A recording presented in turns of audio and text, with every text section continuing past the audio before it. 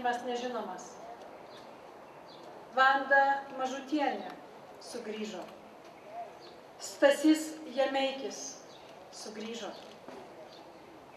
Rachilė Jozefovičiūtė negrįžo. Šiemet 75. Data, kai prasidėjo masiniai trėmimai. Nusprendėme šiemet ištarti vardus tų žmonių, kurie buvo ištremti. Nusprendėme juos dar kartą išgirsti ir niekada nepamiršti. Kol tautoje ir mūsų kartose išliks mūsų istorinė atmintis. Ne tik apie mūsų Lietuvą, bet svarbiausia apie mūsų žmones. Ką jie gebėjo iškentėti ir kokie sugrįžo. Dar labiau mylintys Lietuvą, dar labiau ją ištikimi.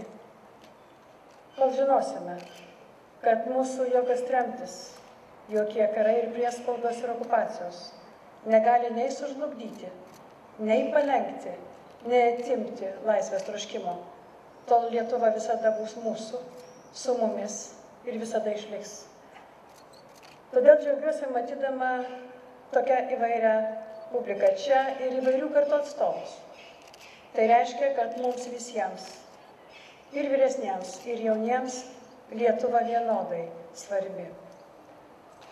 Todėl džiaugiuosi, kad galėsiu šiandien kartu su jumis ištarti 5 mūsų tremtinių pavardes, kartu su visais. Taigi linkiu visada atminti, girdėti ir nepamiršti.